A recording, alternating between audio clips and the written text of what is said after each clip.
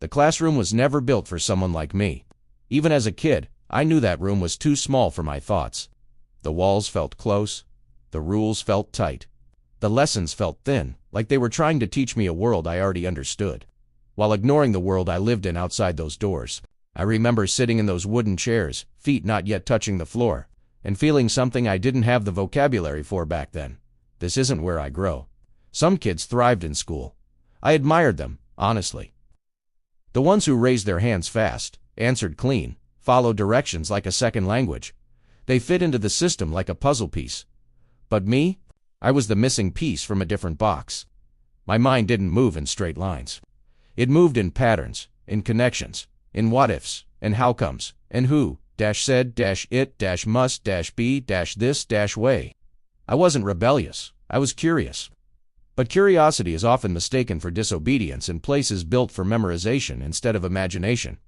Teachers would say things like, "He drifts off, doesn't pay attention. He gets distracted easily." But I wasn't drifting. I wasn't distracted. I wasn't lost. I was thinking bigger than the lesson. While the teacher pointed at the chalkboard, I was wondering, why do things work like this? Could they work differently? Who decided these rules? What else could this become? Questions that belonged in innovation labs, not report cards. But the world around me saw daydreaming. They saw a boy who didn't fit the mold. And molds are unforgiving. If you don't fit, the world tries to break you down until you do. I remember one teacher looking at me with that mixture of disappointment and confusion that only adults can perfect. She said, "Aaron, you're smart, but you don't apply yourself." But here's the truth, I learned much later. It's hard to apply yourself to something that doesn't apply to who you are. School taught answers, but I was built for questions.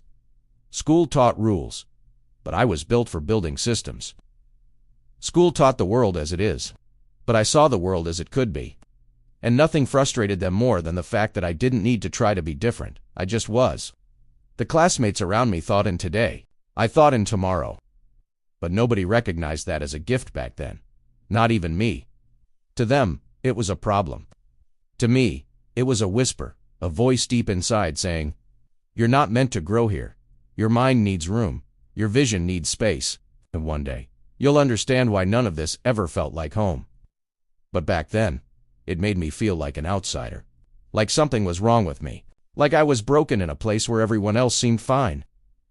And yet, deep down, in a quiet place I didn't talk about, I knew I wasn't broken. I was different. And different is the first step to destiny. School kept pushing me into a mold I would never fit. And I kept slipping out of it, like my spirit refused to shrink. One afternoon I looked out the classroom window, just a kid, sitting at a desk, too small for the size of the questions in my head, and I whispered to myself, "This world is bigger than this room. And one day, I'm going to find the place where I belong." But I had no idea how far that place was, or how long it would take to reach it, or that the journey would start with the decision to walk away. That part comes next.